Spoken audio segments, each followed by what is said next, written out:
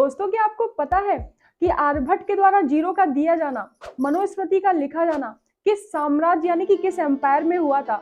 अगर आपको पता है तो इसका जवाब आप कमेंट सेक्शन में बताइए, और अगर नहीं पता तो इस वीडियो में जान लीजिए। इस वीडियो में हम बात करेंगे सनातन धर्म के राइज एंड फॉल के बारे में, और इसकी शुरुआत हम करेंगे मौर्य एम्पायर से। मौर्य वंश के सबसे फेमस सम्राट हुआ करते थे सम्राट अशोक। कलिंग युद्ध में हुई हिंसा के बाद उनका मन बहुत ही ज्यादा व्यथित हो गया और उन्होंने इसके बाद बौद्ध धर्म को अपना लिया। हालांकि उन्होंने बौद्ध धर्म को अपना लिया था, लेकिन इसके बावजूद भी सारे धर्मों को फलने और फूलने का मौका दिया गया था। सनातन धर्म में वेद और उपनिषद पहले से ही स्टैब्लिश थे, लेकिन मौर्य एम्पायर में रामायण और महाभारत जैसे महाकाव्यों ने भी प्रोमिनेंस हासिल किया। मौर्य एम्पायर में कास्ट सिस्टम सनातन धर्म का एक इंटीग्रल पार्ट था, और ब्राह्मण, क्षत्रिय, वैश्य, शूद्र इसके 4 पिलर्स थे। मौर्य एम्पायर में अगर सनातन की ग्रोथ पर कमेंट किया जाए तो हम कह सकते हैं इसमें लगभग स्टेबल थी, लेकिन इसकी असली ग्रोथ अगले एम्पायर में होने वाली थी, जो कि था गुप्त एम्पायर। इस एम्पायर को सनातन धर्म की गोल्डन एज भी कहा जाता है, क्योंकि इसमें सनातन धर्म की ग्रोथ बहुत ज्यादा हुई। गुप्त एम्पायर में जितने भी सम्राट थे उन्होंने पुराने सम्राटों की तरह सारे धर्मों को अपनाया, और इस साम्राज्य में सनातन धर्म बौद्ध और जैन धर्म के साथ में फला और फूला। और इस एम्पायर में आर्ट और कल्चर को काफी प्रमोट किया गया, जिसका एग्जाम्पल है देवगिरी का बेहतरीन कलाकृति वाला गुप्त टेम्पल। इस एम्पायर में संस्कृत साहित्य काफी ग्रो किया, और महान कवि कालिदास, जिन्होंने मेघदूत और शकुंतला जैसे साहित्य की रचना की थी,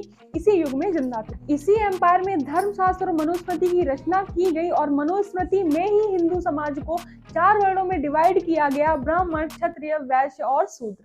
और मनुस्मृति में ही एक स्त्री के लिए रूल्स एंड रेगुलेशंस बताए गए थे, और ये चीज काफी कंट्रोवर्शियल थी, क्योंकि इसमें स्त्री को पुरुष का आज्ञाकारी बनना सिखाया गया। आदिगुरु शंकराचार्य ने अद्वैत वेदांत का सिद्धांत इसी एम्पायर के दौरान दिया था, और इसमें बताया गया था कि अल्टीमेट रियलिटी ब्रह्मा है, और मोक्ष प्राप्ति के बाद जीव की आत्मा ब्रह्मा में जाकर ही विलीन हो जाती है। गुप्त साम्राज्य के पहले जो मंदिर होते थे उनका आर्किटेक्चर काफी सिंपल होता था, लेकिन गुप्त साम्राज्य में जो मंदिर बनाए गए वो बेहतरीन कलाकृति वाले बनाए गए। और गुप्त साम्राज्य में भी कास्ट सिस्टम हिंदू धर्म का एक इंटीग्रल पार्ट था। गुप्त एम्पायर में भारत ट्रेड का हब था, इसीलिए इस ट्रेड की वजह से हिंदुत्व की आइडियोलॉजी साउथ ईस्ट एशिया और दुनिया की दूसरी जगहों पर भी स्प्रेड हुई। महान गणितज्ञ आर्यभट्ट इसी साम्राज्य के दौरान जिंदा थे, और इसी साम्राज्य के दौरान ही उन्होंने जीरो का कॉन्सेप्ट दिया। सही मायनों में गुप्त एम्पायर सनातन धर्म की ग्रोथ के लिए बहुत ही ज्यादा बेहतरीन साबित हुआ। गुप्त एम्पायर में भारी सफलता देखने के बाद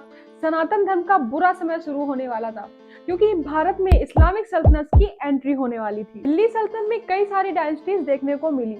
इसमें से खिलजी डायनेस्टी ने तो सनातन धर्म को कहीं ना कहीं स्वीकार किया, लेकिन बाकी डायनेस्टीज ने इस पर अटैक किया। इस्लामिक सल्तनत के दौरान नॉर्थ इंडिया में सनातन धर्म को जो नुकसान हो रहा था, साउथ इंडिया में इसकी भरपाई करने का प्रयास किया विजयनगर एम्पायर। विजयनगर एम्पायर की स्थापना 1336 में हरिहरहान और बक्काहारावन ने की थी। इस एम्पायर का पर्पस इस्लामिक इन्वेजन को रोकना और हिंदू कल्चर को प्रमोट करना था। इस एम्पायर के शासक सनातन धर्म के बहुत बड़े समर्थक थे, और उन्होंने ऐसे कई सारे काम किए जिससे सनातन धर्म की ग्रोथ हो। इस एम्पायर में बहुत सारे बेहतरीन मंदिर बनाए गए।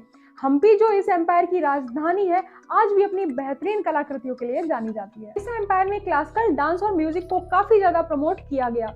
भरतनाट्यम जैसे क्लासिकल डांस इसी एम्पायर में दुनिया के सामने आए। हालांकि इस एम्पायर में सनातन धर्म को काफी ज्यादा प्रमोट किया गया था, इसके बावजूद भी इस एम्पायर ने दूसरे धर्मों को भी एक्सेप्ट किया। 1365 में डेक्कन सल्तनत की कई जगह की सेनाओं ने मिलकर विजयनगर एम्पायर के अगेंस्ट युद्ध लड़ा, और इसी में विजयनगर एम्पायर का कोलैप्स हो गया। विजयनगर एम्पायर के बाद वापस चलते हैं नॉर्थ इंडिया, जहां पर बाबर की एंट्री हो चुकी थी। बाबर के शासन काल में सनातन धर्म की क्या स्थिति थी, इसके बारे में कई सारे इतिहासकारों के अलग अलग मत हैं, लेकिन ऐसे कई इंसिडेंट सामने आए जहां पर मंदिरों को तोड़ा गया, जिसका एक एग्जाम्पल अयोध्या का राम मंदिर भी है। हालांकि अकबर के शासन के दौरान सारे धर्मों को सम्मान दिया गया, और नॉन मुस्लिम लोगों पर लगाया हुआ जजिया कर हटा दिया गया। जजिया टैक्स मुस्लिम लोगों को छोड़कर बाकी सभी धर्मों के लोगों पर लगाया जाता था।